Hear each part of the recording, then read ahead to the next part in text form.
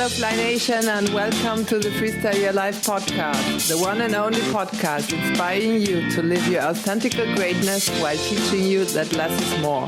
I'm your host, Zimmermann, and I'm on my mission to help you to be the hero you were meant to be and to live what you came for in life and in business. Remember, the quest we came here for is to discover our true nature, explore our potential and share it by living. Hello Fly Nation, please help me welcome Sandra Bellamy on episode number 26, How to Embrace Your Quirky and Asexuality. Her life is all about asexuality and creating confidence and understanding about this topic. She founded the Asexualise Academy and Quirky Academy to educate others on how to overcome the fear, shame and stigma of this topic on her channels and in her books. So all asexuals can be authentic and live in society happily and share their voice in the world. So this is my contribution to give voice to this topic in bringing Sandra on the Freestyle Your Life podcast. I'm very excited to learn what this means and how to deal with it. Let's listen into it. So, hello listeners. Nice to have Sandra Bellamy today with me on the pod.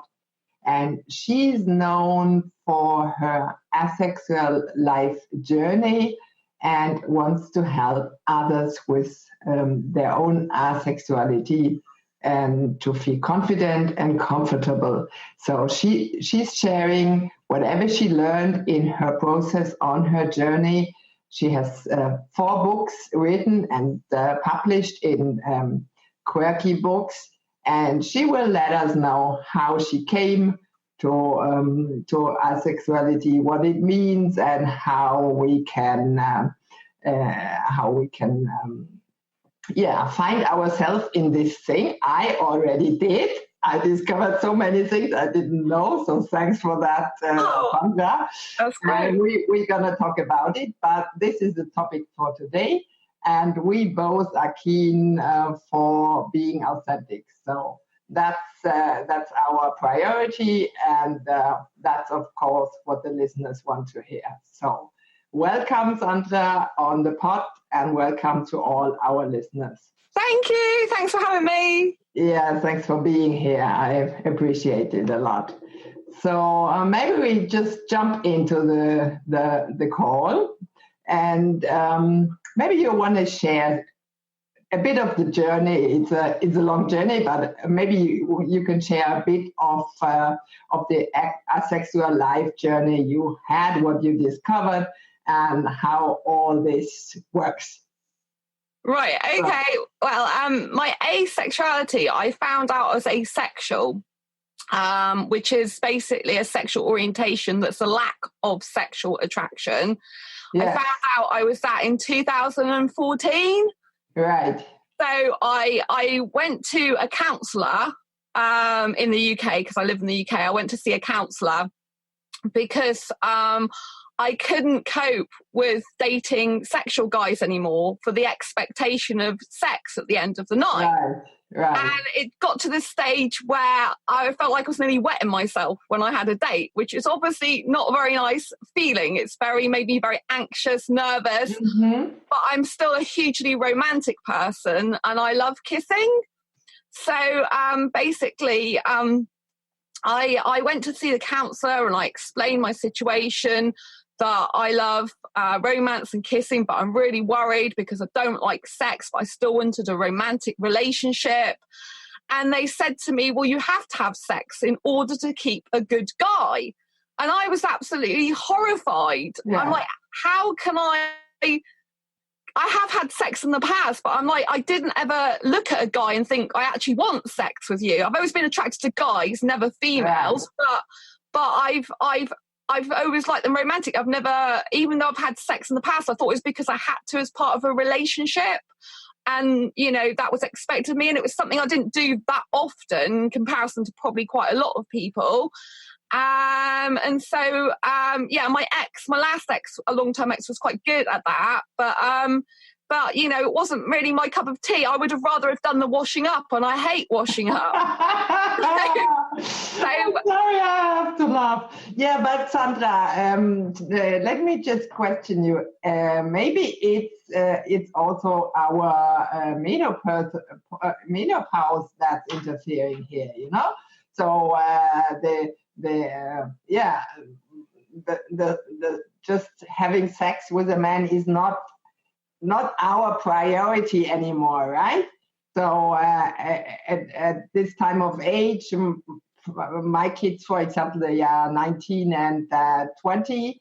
So I want to be in a relationship with a lovely man, caring, and for me, it's the friendship plus the sex. But it's not I'm dating for sex, right?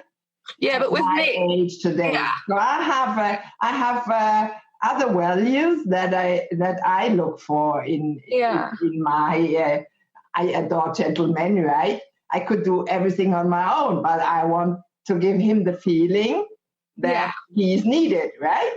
And I just love this to be, his queen. And I think we as women also can do a lot. Either we push them away if we say we can do anything on our own. What do we need a man for, right?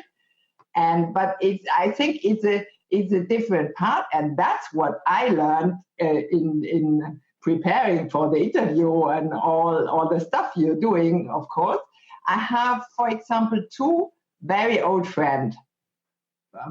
35 years in the past, because we studied together economy long time ago. So there is no sexual interference, nothing. It's just a really heartfelt friendship, and we can discuss things with partners we have and everything. So this is I love this relationship, and I have it with another guy too, because what I experience is when love interferes and sex interferes, this sort of relationship, just being tough and hard by each other, you know, I can call him at night at 2. And even if he has a girlfriend, I'm his old girl, you know, I'm there's nothing to be jealous and everything. I know all his women he's just about to marry for the 3rd time, and I know all the girlfriends and all the wives and everything, and it's just brilliant. And to have this relationship, because there is no sex, no love interfering. It's just I have him deep in my heart, and whenever something would happen, he would be there for me. Yeah, I think this is part of what you are sharing. It's not exactly the same thing. So basically, after I'd been to the counsellor, I Googled, I love kissing, but not sex. And I found out about asexuality. Now, asexuality is not a choice. So it's not the same as abstinence and celibacy. So abstinence and celibacy are when someone chooses to abstain from sex for whatever reason. But asexuality is a sexual orientation. There's a lack of sexual attraction. So people grow up not understanding why people have crushes, not understanding why people want sex. They don't feel ever like they want sex with someone, the majority of asexuals. There's no sexual attraction there. They don't look at someone and go, I want sex with them. We don't have that feeling. So for me, even though I had sex in the past, for the asexuals that do have sex, because a lot of them don't, but for the asexuals they do it more to please a partner, or just that's what I thought. Like a board game, you know, they try it out to see if they like it. But I didn't know I was asexual then. I know now, looking back, that I've been asexual all my life, but didn't realise it, because there was things going back to when I was 6 years old that I didn't even like sexual touching or anything like that. All I wanted is the kisses and the cuddles and the love. So there's different types of asexuals. I'm a romantic asexual, but there's also aromantic asexuals. So aromantic asexuals are the ones that lack romantic attraction and they lack sexual attraction. and those want more platonic friendships. Okay. With me, I want the kissing, the cuddling, maybe some touching, but I don't want the sexual intercourse. I don't want the sex, because I don't get attracted to that. It doesn't do much for me physically. Right, I understand. I'm still fully capable down there. I can still like explode as in physical fluids, but it doesn't do anything for me. I don't think, oh, this is something I want to experience and do. I don't look at a guy and ever think I want sex with you, ever. Right, I understand. So it's a sexual orientation, not a choice, and I have to okay. But as you're the expert on this field, totally, how I can see your academy, your books, your courses, everything you're doing on this field, it's just great, and I'm so glad I got to know it. I had to look it up, really. It's very I didn't know exact what it means and what it is and everything, but I'm sure our listeners are curious too. But did you find out how this is implemented? I mean, you realized that was 5 years ago, and is there a cause in the childhood, or how is it? So asexuality is not a disease, it's not an illness, it's not something that's anything caused. It's something that some people naturally are, but you just don't realise it. But society conditions us to believe everything. Society conditions us that you can't have love without sex, that you can't have a relationship without sex, that if you're not having sex, you've just got a friendship. Which simply isn't true in the case of romantic relationships. With asexuality, we separate romance and sex. We separate them. So but you know, Sandra, we all of us, right? We took so many things on in life, and we went quite a lot of years and days now in our age. But we take so many things on from media, from society, from other people, from parents, of course, from friends. That is not ours, right? Correct. Me, myself, I found all this out for myself because I sucked and I had so many illness and inflammation going on in my body. I'm very empathic, so I feel what other people feel. And me too. And then trying not to say no and to hurt them. I did everything. I helped everywhere, but I was at a stage of cancer illness. I wasn't just able to do it, right? But I still kept running, and having two companies, 2 sons, a man, a gardener, house, a dog, whatever. Wow. I was running in circles. Yeah, I had so much on my daily to-do list. I couldn't cope with it, and I still tried. And as I didn't listen to my soul, me personally, I got ill, and it got worse and worse and worse. So I had to find out what is the problem here.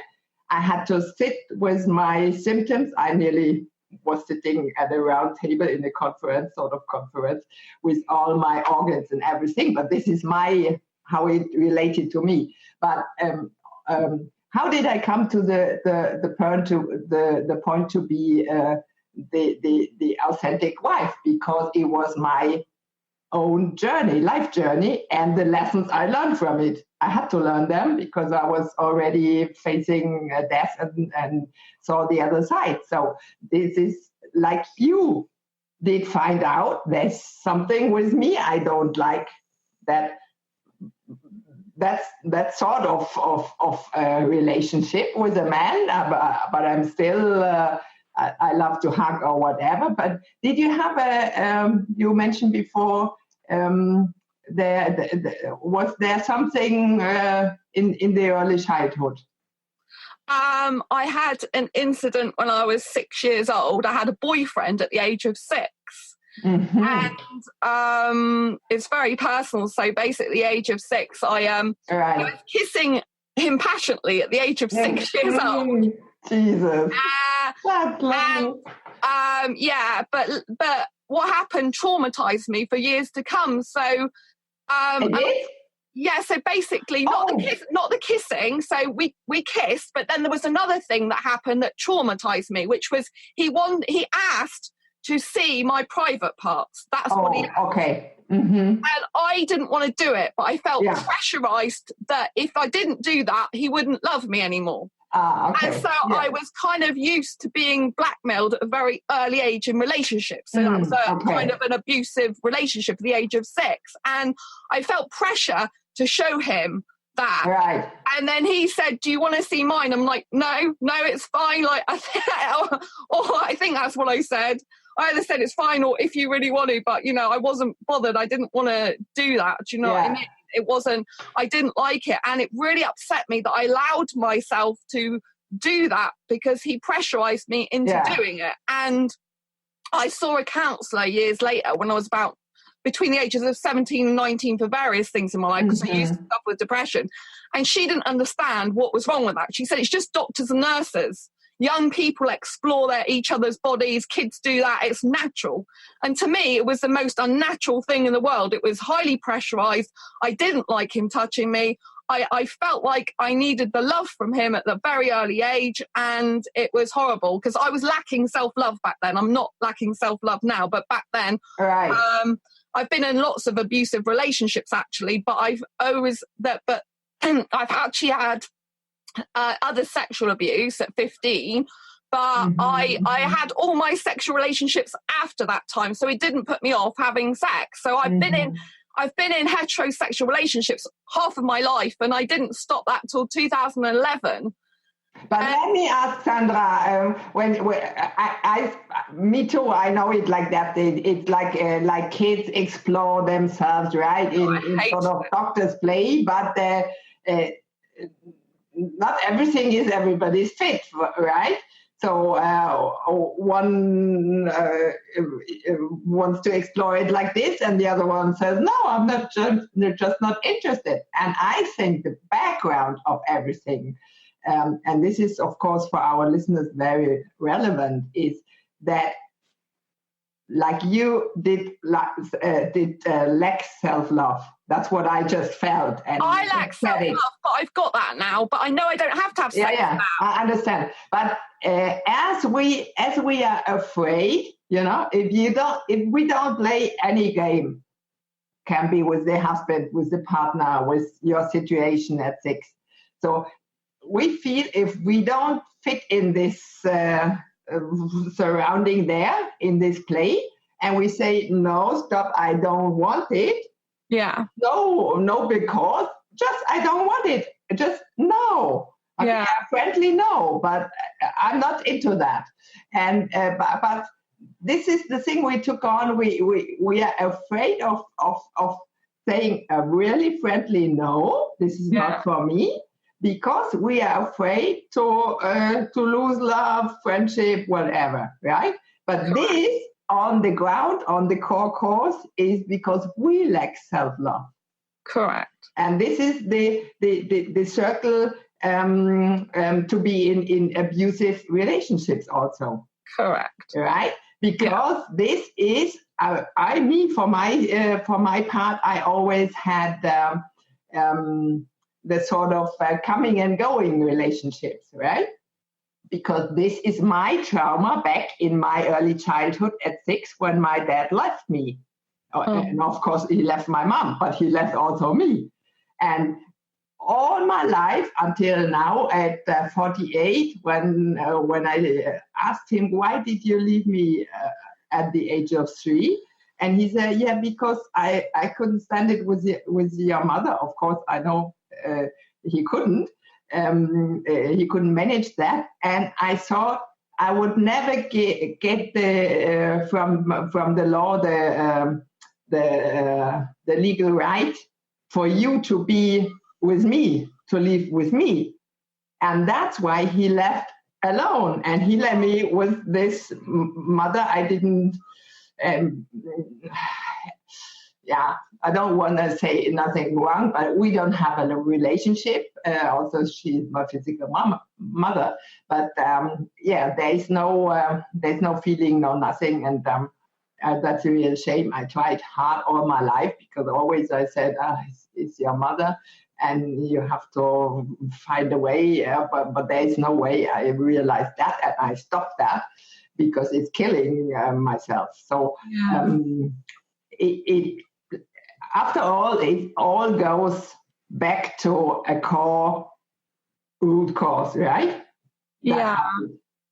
I mean, with asexuality, nothing really makes you asexual. It's something you just are and don't realize it. But the society for so long has conditioned us to believe that you have to have sex in order to have a relationship, otherwise something's wrong with you, when there truly isn't. Right. So that's why I do my Asexualise, my Asexual Life YouTube live stream show to help other asexuals. I share my own asexual life journey in order to help them in theirs, so that they know they're not alone. They know they're not broken. There's nothing wrong with them. They're not crazy. There's no disease or illness. It's just some people are naturally like that. And I truly believe it's my calling to get asexuality spread on a global scale so that no asexual has to live in fear of ridicule ever again. Because I admire that so much, Sandra. What you're doing there, I watched several episodes in preparing for our call here, for our talk, and you did so many in a row, right? Yeah, I do. I've been live streaming every day since the 1st of July, apart from one day. Wonderful, right? And I think with doing that, you're really because this is not such a common topic, right? Yeah, I think people having this topic, they this problem. I wouldn't say it's a problem. It's an issue that you have, right? And it's needed that people get to know there's nothing wrong with it. There's nothing, it's just because of society and whatever we take off that we think, this is totally strange because we just don't know it. I didn't know it before. Yeah, exactly. So much now. Yeah, I mean, 1% of the population is meant to be asexual, so that's 1 in every 100 people. But most people are living in fear and not coming out because their parents expect it, I can imagine their family expect it, and they're scared. In some countries, they might be physically hurt or abused for it. Yeah, I can totally imagine that. Yeah. So tell me, how does it work now with you're getting into relationships, but you say up front, I don't want to have the sexual part, or how does it work? Well, with me, I tend to try not to date sexuals anymore. So as a general rule, I'm on asexual dating sites, but I've been on asexual dating sites for over 4 years and still haven't found the right asexual guy for me. I did have a date with a heterosexual guy last year. It was like I met him when I went out with my friend, and we met up for a date. And I told him that I'm asexual, that I don't want sex. And he said he was okay with that, but he loved kissing. So although I'm asexual, I personally, which is very different from a lot of asexuals, I'm very kind of a minority within asexuality. I love passionate kissing. Like, to me, kissing is like making love with a tongue. So I'm not interested in a guy below the waist. I don't need to see that. I'm naked repulsed. So a guy naked does not do anything for me. If a guy is dressed in a suit or street gear, like from a street dance movie, I'm usually really attracted to him. So like a hoodie, like trainers, white t-shirt, black jeans, that type of thing. I particularly get attracted to foreign guys as well, and I live in the UK, particularly Indian guys, which make it even harder because most of them want marriage, most of them want kids, most of them want sex. Obviously, if they're asexual, they don't usually want the sex, but they want the marriage. And so I don't want to get married either. I don't want children. I don't want to get married. So, and I like living separately. So I'm very, very different. But with this heterosexual date, I had lots of passionate kissing with him. And it's quite funny because it's not funny, but it is. He was a smoker. And I didn't realise it at the time until I met him on this date. And usually I've never been with a smoker in my life. I can't stand it because I don't smoke. And I'm very sensitive to stuff like that. And when I was on the night, we were kissing for like nearly 4 hours off and on, non-stop. Oh my God. I love it. I'm a kissing addict nearly. So I love the kissing, but I'm not interested. Me too. I'm totally for kissing. So anyway, so we were going dancing and we were talking and kissing as we were walking and kissing when we were in the pub and kissing a little bit on the dance floor, but off the dance floor. And the DJs didn't realise I was asexual because they're like, no sex in the back, please. And we're not having sex, we're just kissing back. I know, it's so funny. Really funny. And then I was brilliant. I was kissing him in the car. I went home on my own and we said goodbye. And then it was just like, after I came back, I started nearly being sick and I got really, really ill and got a chest infection for 7 weeks because I got like nicotine poisoning from his nicotine in my mouth. Kissing. And I'd had a chest infection like the month before and I just got rid of it about 10 days before and then it all came back, but worse. And I had it for about 7 days. I was live streaming on my channel, my Asexualise channel still. So sometimes I could barely talk and I was coughing loads and it was awful. So it's quite funny in the sense that it came from the kissing, but it wasn't because it was horrible for me. So I can't be with a smoker either. But to be honest, I have to have an asexual guy because I could trust him not to go and have an affair with anyone, whereas with a sexual guy I couldn't. And to be honest, on the night he was giving me all the, like the charming rubbish about I want you to come here, there and everywhere, like planning out our life together on the first date. And but when I said, we were gonna, he was trying to message me and phone me in between. I'm like, well, okay, speak to me now. He goes, oh no, I'm going to bed now. And it was like 9:30 at night. I thought, you've probably got another woman. That's what usually going to bed early at night, not wanting to talk to me means. And do you know what I mean? On the date, he was like all over me. In between, he didn't really want to talk to me. It was kind of like a mate, like, oh, hi, how are you? And I knew then that you've got to value your own worth more than the moment with that person and realise this person isn't for you. And also, I called his bluff because I said, okay, you talk about us going to Cornwall and to Plymouth and Bristol, which are places in the UK. You talk about all this future life together. And his sister lives in Exeter, but he had his own businesses in another country. So he was only meant to be over here for 6 months. So I was asking him what's going to happen after the 6 months, but he was like, my sister lives over here, my car's staying over here. But then I said, okay, then you must introduce me to your sister. And he goes, oh no, if I introduce you to my sister, she can't know who you are. Exactly, because she said my mum wants me to marry a foreign girl. Stop it. You're gonna hurt yourself. But now I just wanted to share that with your listeners so they can see how it's more important to self-love and walk away. So I sent him a message saying, you're not for me. I need a strong guy who's going to be there for me in my life, who really cares about me and loves me, not how you say you love me on the night and all the rest of it. And I walked away and left it. So I have to say that's a huge change for me from how I was years ago, accepting lots of things that a guy would say to me as just read and gospel. When a guy charmed me, I would be like going along with it because I'm a hyper romantic, so I get really romantic engrossed. And I would kind of go along with it because I would be lacking the self-love. But now I love myself. I know I can get someone better, or I can be happier being single. Then I can let that person go. And I just wanted to share that with the listener. Before I've come in my journey and being asexual, I've got lots of asexual guy friends now that are like role models. So they're better guys in my life. So I know now when a bad guy shows up that this is a bad guy because I've got really good guy asexual friend role models in my life. And that's been amazing. But Sandra, that's so important and to share this with the listeners also. We learn our lessons, everybody of us, along the way on our life journey, and of course everybody has different lessons. But I do believe every lesson or every person, everything that happens must be there for a reason, right?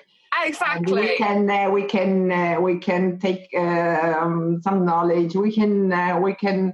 It's usable for us. Maybe we don't realize it in the moment, right? Yeah. I realized it exact in the moment when I would try to get familiar with the asexual life, because I didn't know what it will be about. But we can learn from these things. But what I think, and you just pointed this out, what I think is so important is to make ourselves priority first, right? Yeah. Every other thing is not healthy, right? Because I used to be the woman doing everything, helping everything, doing everything for the kids, for the husband, for everything, But at the end of the day, I was there for everybody and my two companies also, but not for me. Yeah. So we are running low. If there's empty glass, what do you want to give?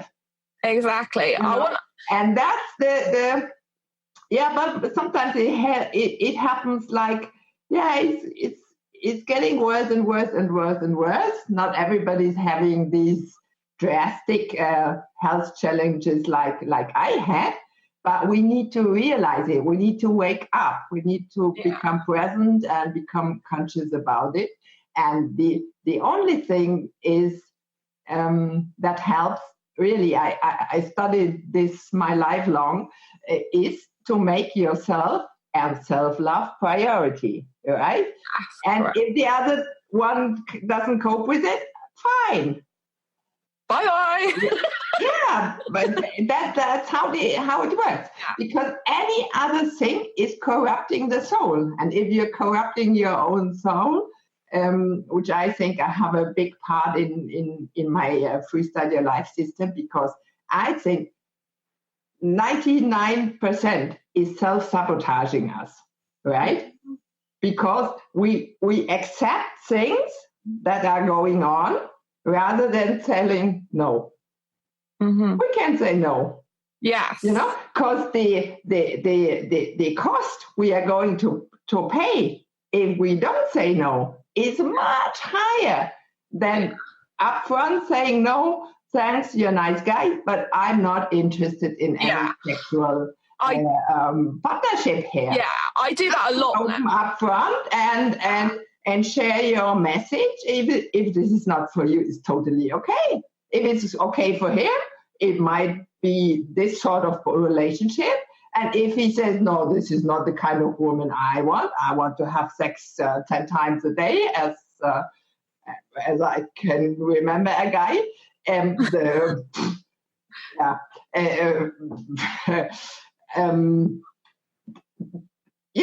That he has to find a woman who does like that. There are plenty of them outside. Yeah.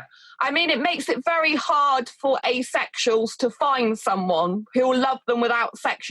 Apart from another asexual, there's not many sexuals that will go happily without sex. So it makes a lot of asexuals very lonely, very isolated. And one of the major reasons as well why I do what I'm doing is because some asexuals try to kill themselves over being asexual, because they don't want to be asexual. Mm-hmm. And it's very important that I try and stop that. I mean, I applied to be a TEDx speaker. Mm-hmm. And it was about asexuality, and I went to the talk, I went to the auditions and everything.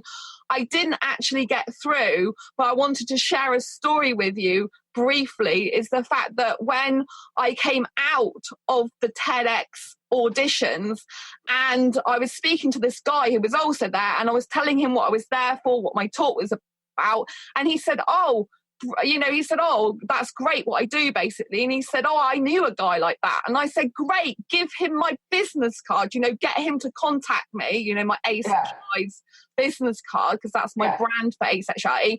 And, and then I can, talk to him. He said, I can't. He's dead. And he said, but if he'd have known, I said, so basically, if he'd have known about asexuality, would he still be alive now? He said, yes, probably, because people thought he was gay when he wasn't. And he was misunderstood, so he killed himself. But had he known about asexuality back then... Oh, man, this could have saved his life. Yes, exactly. So that is why I do. I want to spread... I want to change the world to... Not everyone... I don't want to make everyone asexual, but I want to change the world so everyone knows about asexuality. So people don't have to be in fear. People don't have to think, well, I need to die or to kill myself, or I've got a disease, or I'm sick, or I'm ill, or... basically, told off by society. You can't be this, that, and the other, that something's wrong with you. And there's nothing wrong with people that are asexual. I know it's the most natural thing in the world for me. And I know that I've got a loud voice and that I can speak for asexuals. I know that I'm not afraid to say what I think and be who I am. And that's why I really need to change the world globally in the fact of getting asexuality recognised as a sexual orientation throughout the globe, so people take it seriously and realise, when they're talking to different people they meet, and talking about their sexuality, that, asexuality comes into it. I'd like a society in the future where asexuals and sexuals can live happily in harmony with each other, respecting each other, not all sexual people. Obviously, some sexual people are very open-minded, but it's really good. But you still get the sexuals that come along going, oh, there's something wrong with you. I think you're abused, or I think you've had trauma. I think you're really sexual, and you're just.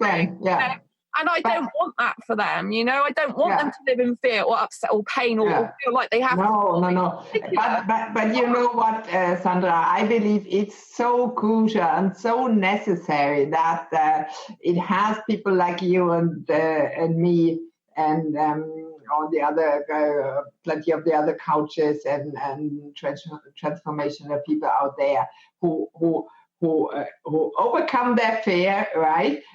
Who get visible, who share their message and whatever they found out in the particular field, and who gonna help and inspire others, right? To step up. Yes. And be just what you are yourself. And sometimes it's most of the time it's even to find out. Right? Me, in my struggle of everything that I had to do, I lost myself completely in all this. Yeah. I was complete. I was everywhere and everything, but not myself. I lost myself completely. So I got the illness to have time to think all things over and to find to my self-love and to find back to myself. And then that's why I'm on the authentic part. I want to bring this in the world because I think it's so important that we live what we are. Yeah, exactly. Not all the layers around and then we do what we took off, but deep in the heart what we are. And like you're authentic with being asexual, right?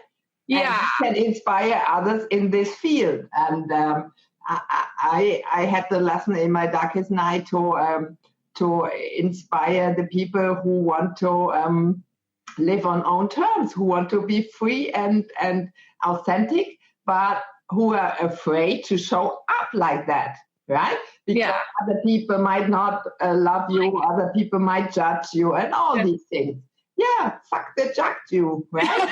There will always be somebody who is not who doesn't like it. Yeah, exactly. There's people. But we have to find ourselves. We have to find what our core value is, what we stand for, and like you found out this is your topic, right? And so mine is the authenticity. And then we need to go for it because we can lead and inspire and motivate others to go for their core values also, right? Yeah. That's why it's so important. Yeah, I wanted to share something else with you though. So before I found out I was asexual in 2014, in 2012, my life completely changed as a person because I used to suffer with depression for a long time. I know that. Mm-hmm. Yeah. And I was always I had some suicidal thoughts and thought about death. I wasn't a manic depressant. So I've had a person in my family who was my auntie who was a manic depressant, and she actually killed herself in the end, which is it was really hard. I still feel for her, So I wasn't a manic depressant, but I did have suicidal thoughts. I was as a child I was there was some good times as a child, but a lot of the time I was crying in the toilet on my own and feeling like I wasn't understood. And I've always known I was very different. And growing up, like I had like abusive relationships as well when I left home and stuff. So it's really quite difficult for me.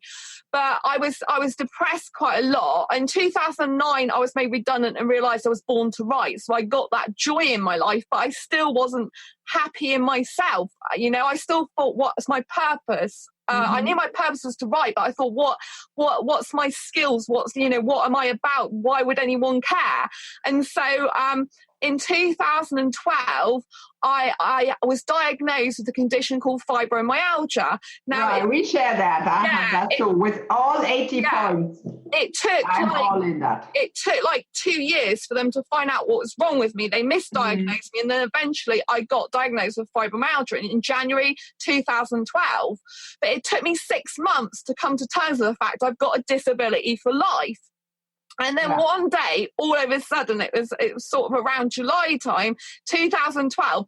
I kept reading about people with fibro, people on crutches, in wheelchairs, bedridden, and all of a sudden, I just changed just like that in an instant, and realised I could not have the mindset I had all those years, the depressive thoughts, the not liking life, the hating myself, the hating my life, and I just changed just like that, because I knew that if I didn't in that moment, that I would become wheelchair bound or on crutches. I would be having no energy. I would be like a lot of other fibro sufferers, and I knew that I never ever wanted to be like that. And if I was going to become that, I wanted to live my life fully before I got to that stage, because sometimes fibro can get worse.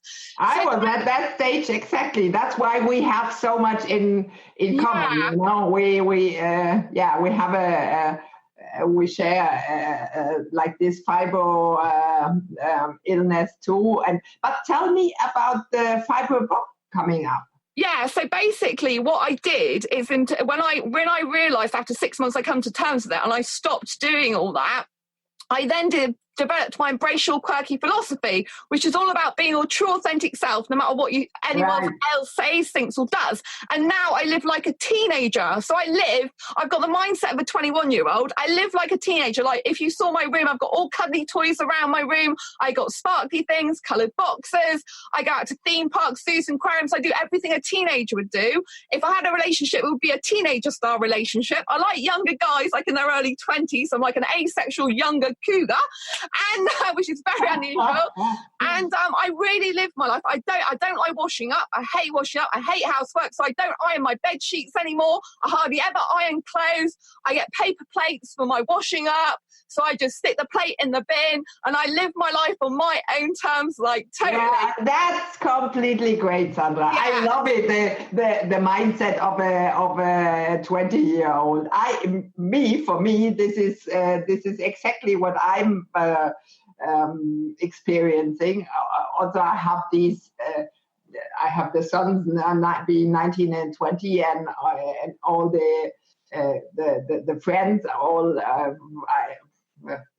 all the time. My house is crowded with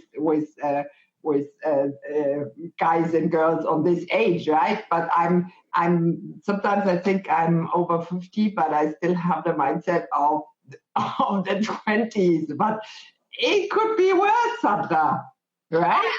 I love being 21. So I had a 21st mindset birthday last year in Disneyland. Not last year, the year before in Disneyland Paris.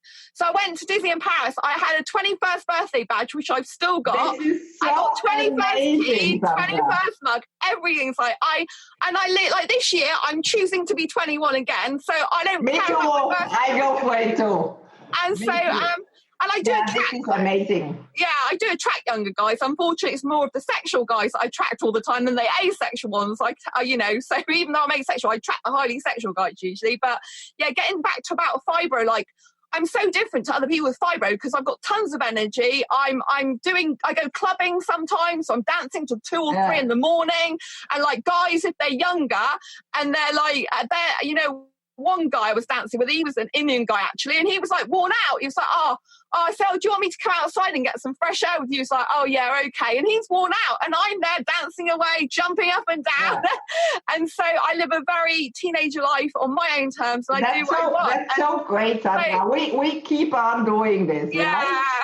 Because I have to hurry a little bit. I have the next interview coming on, but I just love it, the authentic way you found definitely your issue on your and your topic, and it's wonderful how you're inspiring the people. Of course, we will mention the book and everything in the show notes below the video, so the people can look it up and see your channel and everything. But it was so fantastic. You've been here with me and we shared that. And normally I tend to ask some questions, but we are completely in the talk and in the story. And most of them, you just, answer them by telling your story. So thanks so much for this wonderful interview, Sandra, and for the learning I could take myself to learn new things on this topic. Well, I just wanted to say that my book is to teach people who have got fibromyalgia how to have less pain, more energy, and feel happier. That's what my book is going to be about. So I've already written most of the book. I've just got to put the final touches. But the book is going to be called How to Manage Fibromyalgia Like a Superhero Rock Star. Oh, so great. I love it. I will be the first to read it, because I got better with my problem there, but it's, as the doctors say, there's no solution and no healing really to it, right? It has to come from the inside out, as everything, I believe. And that was my healing. After I had 18 operations and didn't really succeed with it, right? Until I made the healing from inside out. And that's why I'm where I'm today, as you are in this situation today with the book, with the academy, with all the incredible things and learnings you give there, because it was your journey, right? Yeah. So I so much appreciate it. Thanks so much for being here, and we will mention all these topics in below the video. Oh yeah, Asexual Academy in my book and stuff. Yeah, I will definitely read it. I will be the first to read it. And we keep up because, as I told you, I'm just writing my own book coming out at the end of the year.